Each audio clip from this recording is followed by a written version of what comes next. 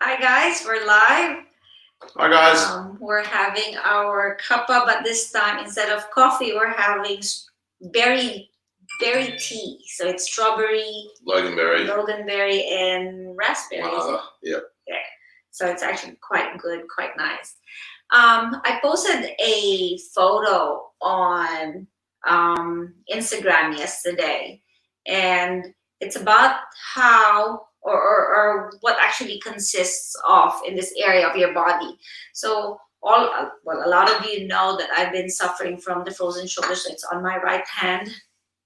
So I usually have to assist now my my right hand in carrying my tea, and it's a bit difficult. But anyway, in the process of trying to figure out how to solve that problem with my frozen shoulder, I've learned a few things. And I think, in our family, every time there's someone that actually gets sick, we try and figure out what's going on and learn about it even more so we can be more proactive in our healing. So that's one thing that I'd like to encourage everyone to do. When there's something wrong with you, don't just take somebody else's word for it. Don't just there's I was talking to a good friend of mine, Fatima Hang from Macau, and we were exchanging ideas. And this is what I love about my friends because they know how I love about healing and treatments, and they're usually the same. And so she was giving me information about acupuncturists and gyrotonic. Sorry, Fatima, I can't remember how to pronounce that, but these are the things that she was recommending that I do. And acupuncture, for example, is something that has helped a lot of people with the frozen shoulder. Except in my case, it was fine until the afternoon. We went bushwalking at Mulligan's Flat, and we were good. I mean, did we have we didn't really encounter problems in Mulligan's Flat. Right. It was actually quite good, and I always get excited in my bushwalks, but that evening I was in so much pain. I was tossing and turning, well, not quite turning because I couldn't really turn on the other side. But yeah, I was up. I think I was up at 1 a.m. and that was it. I couldn't go back to bed. And you know, after having gone through chiropractic adjustments, my physio, my acupuncturist, my naturopath. So I'm a naturopath, but I go to other naturopaths to take care of me when I'm sick. And you just realize that although some of the treatments that I've done actually work for others, it doesn't necessarily work for me as well. So, a few times in our family, we've found the same thing, right? Yeah, I had a bad shoulder injury from rugby. And it took me about a year worth of rehab, a lot of gym work, of pull weights and physio. But eventually it came good. But it was a long process. That's right. So some people recover very quickly, some people take longer to recover. And again, the treatments can differ depending on your body type, depending on what's going on in your body. So it doesn't necessarily mean when somebody says, "Oh, you got a frozen shoulder and this is definitely going to work for you." It's not necessarily going to mean that. So to be able to make sure that things are working properly, you need to be more proactive with your work. So I was sharing with Adam this picture of the muscle. And you see how actually that photo first came on, and I was saying, "Oh, you need to have those muscles, that definition. That's so cool." But the other thing about the muscle is the shoulder is not independent of the rest of the skeletal system or the rest of the muscular system. It works together with those systems. And if you look at the image that I shared, the musculoskeletal system also works with the nerves. You see the nerves there, the nerves here, the lymphatic system. Also, you have a lot of the lymph here, a lot of the lymph in your armpit.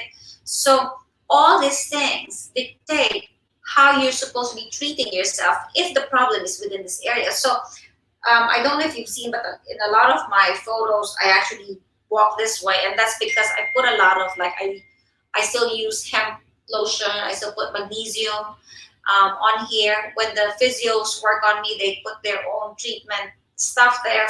And even here, I don't know if you can see it. It's actually quite red, and there's a rash on it because my skin does not work with everything that they put on it. So that's one thing. And the ice packs as well. And the ice packs as well. So we've had ice packs and heat And packs. heat packs. That's right. So we've done a lot of different treatments to try and speed up the healing process that I'm going through, because even the way my body broke down, it actually happened quite quickly as soon as we arrived here in Australia. It was very slow, and I was able to swim when we were back. Even though the China. initial injury happened months before that, something aggravated it when you came back to Australia. Maybe it was lifting luggage. That's right. All the moves we've had. That's right. Something made it worse. Yeah. So anyway, to be able to understand what was going on, I thought, okay, you know what? Enough of me just listening to everyone else. I now need to look at this. And you might say, well, it should have been something that you looked at and did in the beginning. It's actually not very easy to treat yourself when you're not well. It's not easy to treat yourself when you're feeling like crap or in pain. So when I'm in pain, I let go and I like to be taken care of. So I go, oh, I need some TLC. I need to, walk, and I need this. But that's also the same way with the practitioners. So I go to my naturopath, I go to my herbalist, I go to my physio, my chiropractor, and we work together. And it really is about working together, because they give me stuff and I give my feedback. And remember, feedback is really important when you're getting treated. So all that is important. But now that I've felt, now that the pain's just been really difficult in the last few nights, I've really had to just say, stop. I'm now going to put my thinking cap on, and I'm going to really look into this deeper. So I got that photo to understand it better, because I'm not a physio.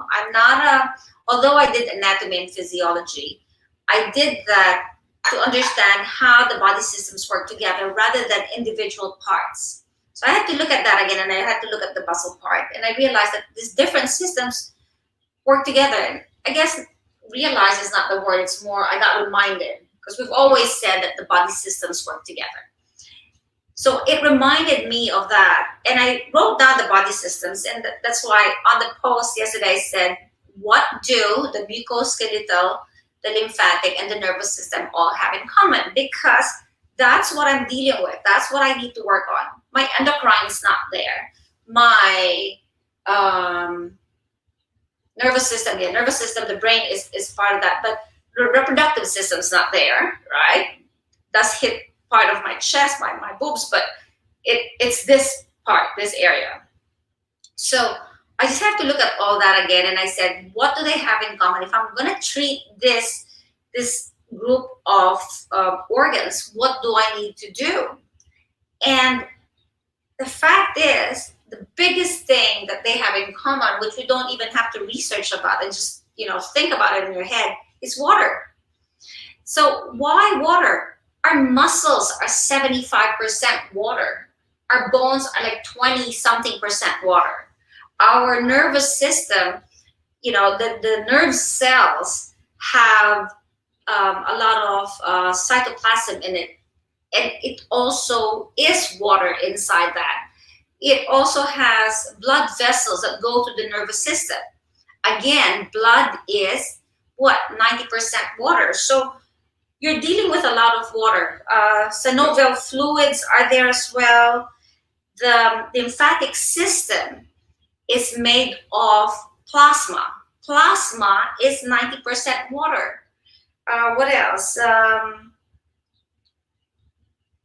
So basically everything, the blood vessels have blood in it. Blood is 80% water. So when you take that into account, on the average, you're looking at about 75% water as what this whole area consists of. So looking at that, and I'm trying to figure out, okay, well, I do drink good water. We have the Kangen water that we're drinking. We have high alkaline, high antioxidant water. But what have we done differently? Why is the pain so much, aside from the fact that there's an injury, right? There's a trauma. So what we've realized is we're in Canberra. That's been super cold. We've had the heating system on.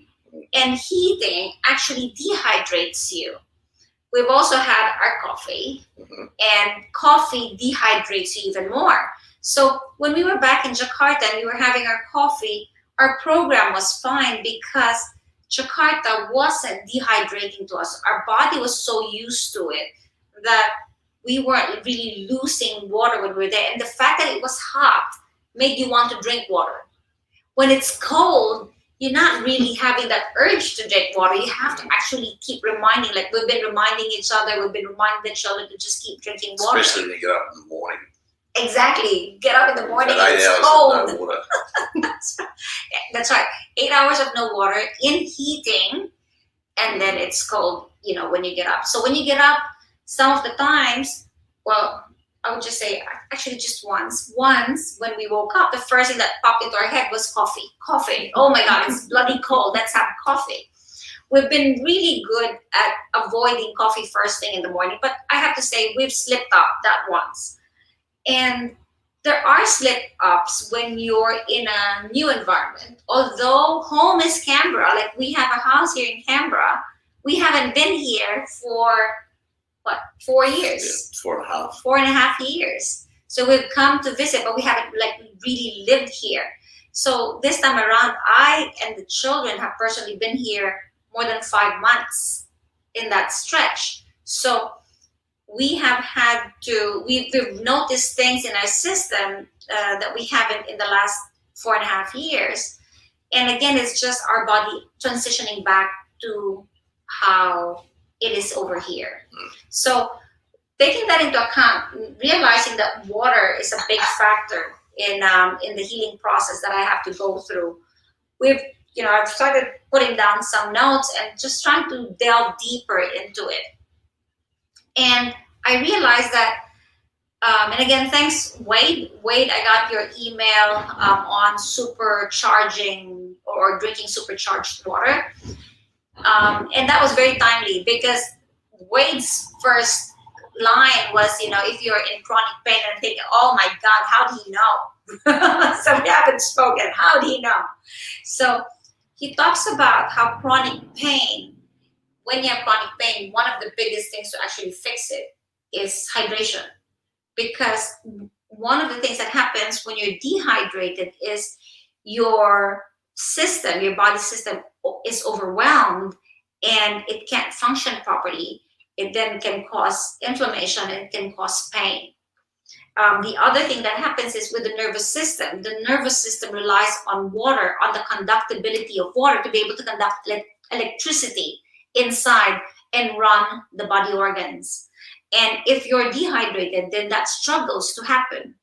The connections don't happen, and the body's ability to actually fix itself doesn't take place, right? The messages don't take place.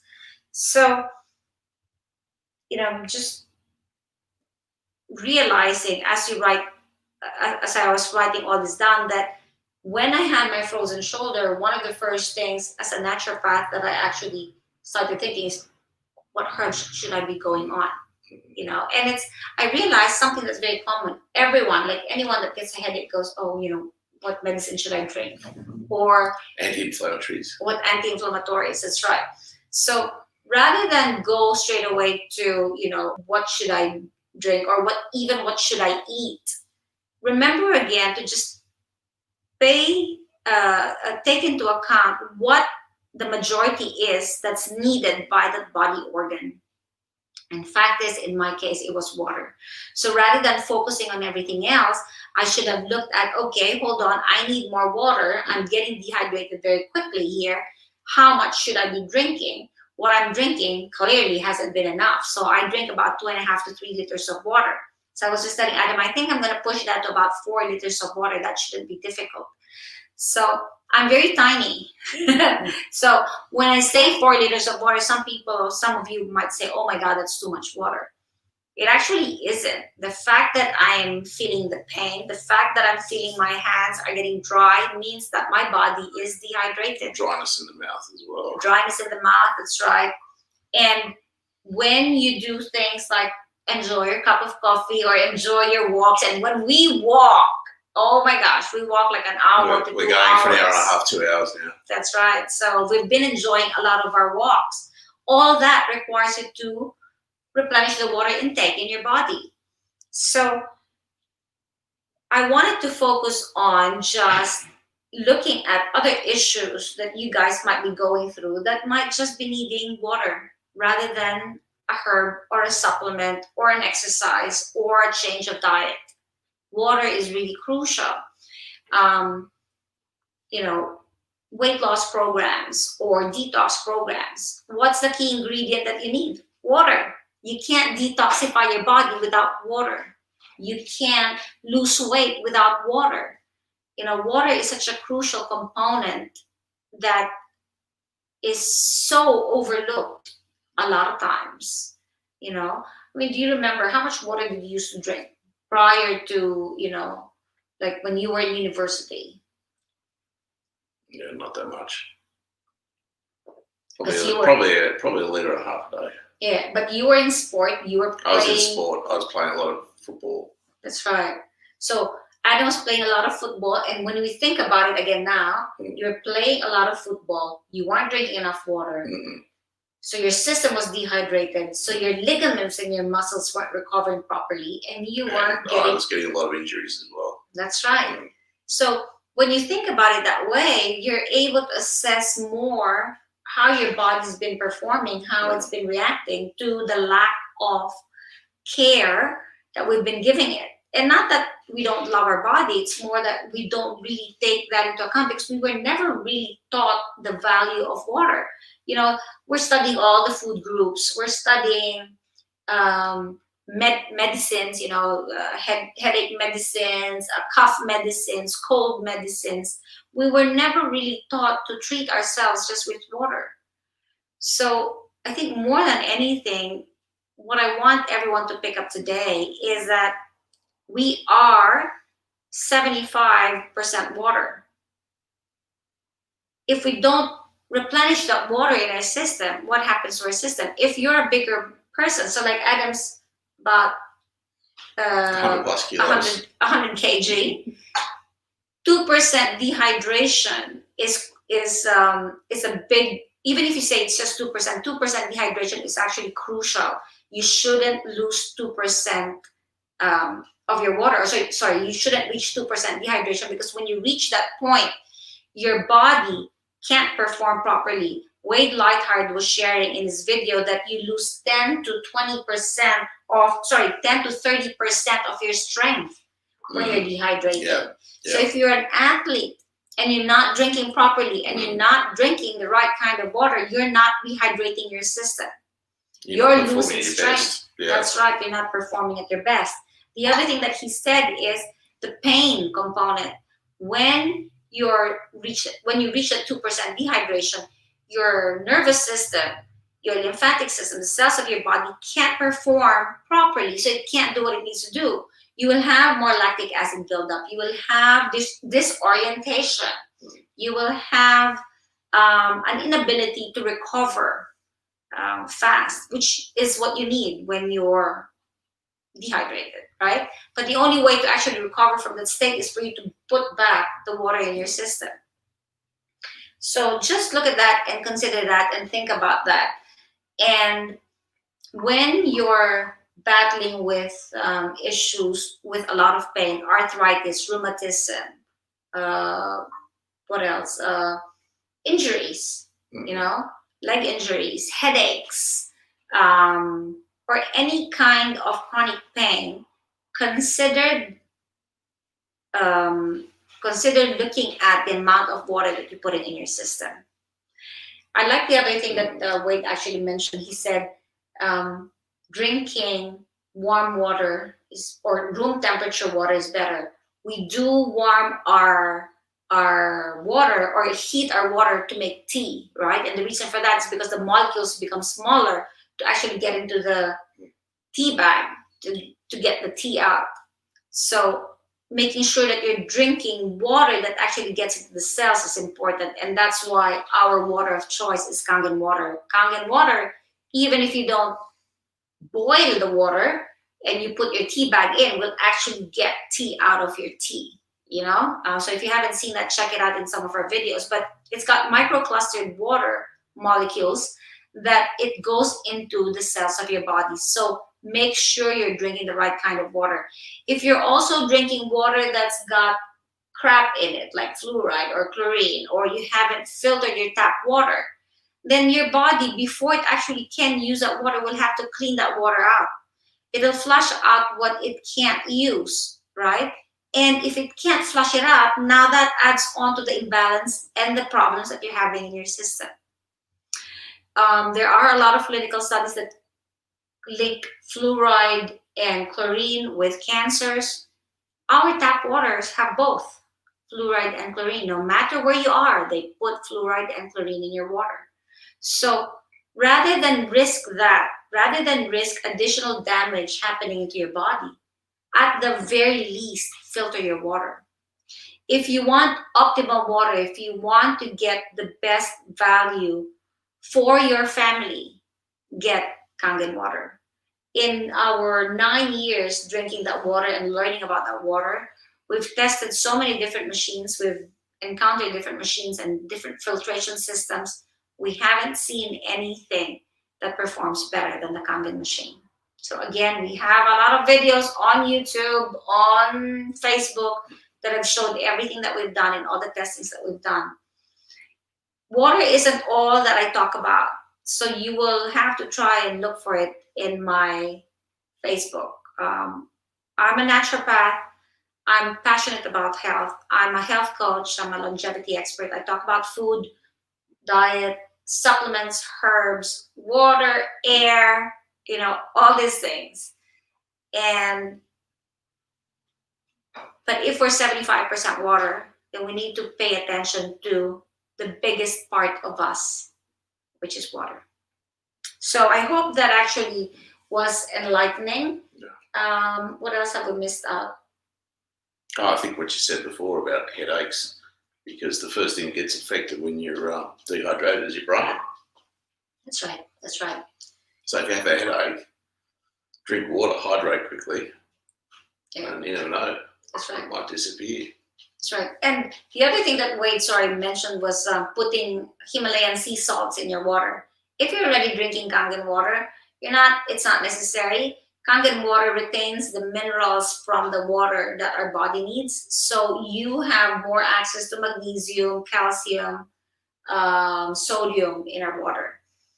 The other thing that would be highly recommended, and which I only did yesterday, which was horrible, considering that I'm a practitioner, I should have actually checked my shoulder before anything else. So we just went and got an X-ray yesterday to see exactly what's going on, so that I know that I'm taking the right treatment program and doing the right treatment for my shoulder. So that's just another thing I just wanted to add.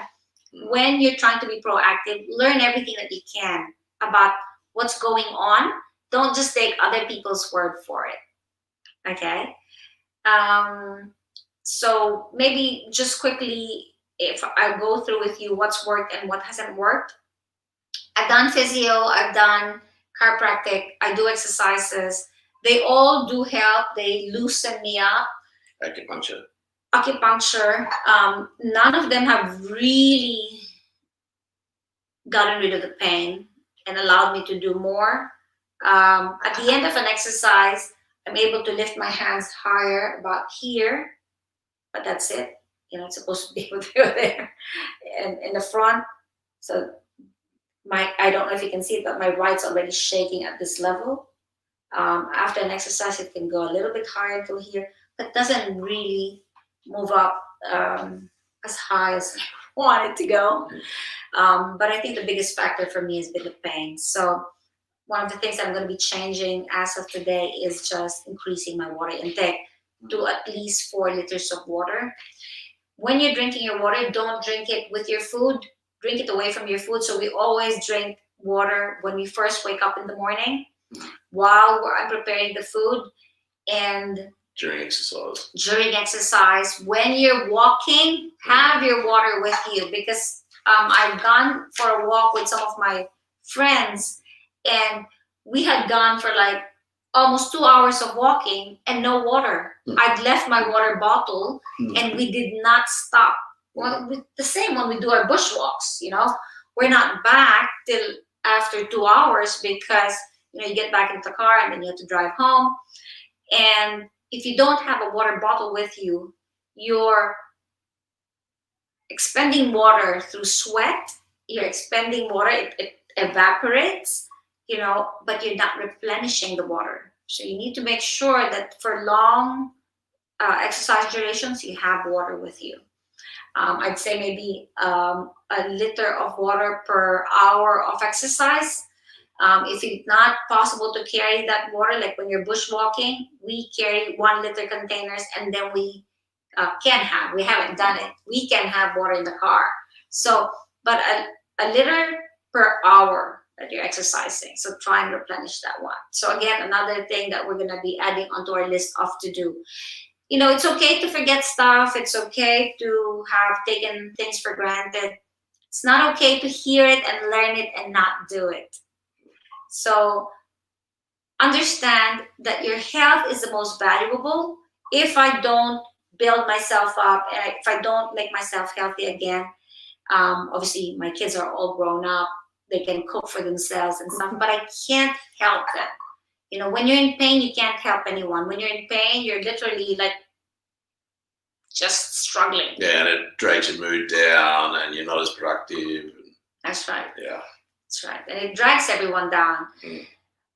So, the other thing that I've found that's been helpful despite the frozen shoulder is and Adam knows this, I love my bushwalks. So he drags me to walk, and when you're doing something that you enjoy and you love, you forget about the pain. The pain goes away, and it's an exercise because my hand is moving. I'm muscles lifting. are freer. That's right, muscles are freer. So find what it is that you love. If you're not able to get out of the house, we still have friends who are in places that they can't get out of their homes. Find something at home that you can do. We've got bands, so I was doing band exercises. You could do band exercises. You could dance. You could hula hoop. So we've got our hula hoop here as well. My chiropractor asked me to buy small balls. I got small balls, so that's another thing that you could do when you're home. Find things that you enjoy doing. Put music on. Just try and see how you can have fun and just forget the pain, so that you can actually get into some sort of exercise and release the happy hormones. The happy hormones are really important. So, but again, if you've just tuned in, what is common with the mucoskeletal, lymphatic, and the nervous system is water. They're all got so much water. Okay, I think the bones in this whole equation has the least amount of water. But when I say the least amount, the bones is 22% water. So it's still a lot of water. The bones also need its minerals like calcium and magnesium. When you have a frozen shoulder, I always say it's anything that cramps you, that makes you feel like you can't move. That's a magnesium deficiency. So I've been putting magnesium oil. I've been using hemp oil as well. I've found hemp and magnesium have always helped me with aches and pains. Yes, so I don't put additional minerals in my water. We have a lot of minerals because we drink very high alkaline water. We drink 9.5 pH Kangen water. So that means it's high alkaline. My bones can get the alkaline minerals from that. What other things might we need? So nervous system, muscles, I do take some herbs for that. I will share that with you at a later stage. I have shared some of them already. I am testing a few of them. Like I've added yarrow into the herb list that I'm taking. But I'll do that in another chat. I don't like my cups being too long. I'm gonna try and see if I can answer some questions. Let me just see. These ones don't pop into my chat, so let me see what the questions are. Say hello, let me know where you're watching us from. And if you've got any questions, just type it up. Okay, everyone's just been listening. No questions. Actually, let me just look here and see if there are some. Oh, my favorite people. Thank you. Though I am not sure who you are, I'm going to check on the pages. Thank you. Yes, so hope you found that helpful. Again, I do love helping people and I do love sharing my experience because if I don't, then I don't know if you'll get the information from anybody else. Um, I now, well, I think even when I have dengue, whenever I get sick, I get depressed about getting sick. I don't like getting sick, but when I get over that moment of depression, um, and we're not talking about like weeks and weeks. We're talking about like a day or less than a day. So you're entitled to feel bad about how you're feeling. So don't be ashamed of feeling bad. But when I get over that, I take that as a blessing. I realize that if I don't experience those things, there's nothing for me to share. So I remember telling Adam when I got over my dengue, I said, well, now I can tell people, hey, dengue is not going to pull you down if your immune system is strong. Because the first time I got my dengue, didn't even know that I had dengue until the tail end. Went to the doctor because I came out in a rash. And a headache. That's right, a headache and a rash. That was it. That was all I felt. And the doctor said, hey, you're already on the tail end of your dengue. And I go, wow, okay. The second time was a little bit more difficult. Like I realized it because I was trying to climb. We had a 3-story home and I couldn't reach the 3rd floor without like struggling. And if you're constantly climbing up the stairs, the level that's okay for you. I'm not like the athletes that just run up the stairs, but I wasn't having a hard time. But when I had my dengue the second time, I was struggling to get to the 3rd floor, and that was one of the things that happened. It was a little bit more difficult, but it wasn't debilitating like everyone else. I traveled the second time I got my dengue. I even traveled. So again, that experience just helped me understand what my body needed, what it needed to get over the dengue. And it's allowed me to actually be able to share to others and say, hey, if you boost your immune system, you hydrate. Because again, dengue is about hydration. It's a lot of water that we had to actually put into our system, and coconut water. So we were in Colombo, they called it tamale. So a lot of that in our body when we were trying to recover from dengue, because there's no cure for dengue, right? No. Yeah. Just rest and hydration, making sure your platelets don't drop too far. That's right. And how do you increase your platelets? By taking greens, having more greens in your system. So anyway, this is going on too long. Just wanted to be able to share all that with you. And if you're going through the same thing, connect with me. Let me know how horrible it is, and what you're going through, what's working, what's not working. Let's exchange notes. Let's help each other out. And, share what you're feeling with others, because that's the only way you can actually put your message out there and help others that might be suffering from the same. And hydrate. So we're having our berry, no caffeine. We're not going to be having caffeine for a while. That's right. And just increasing our water intake.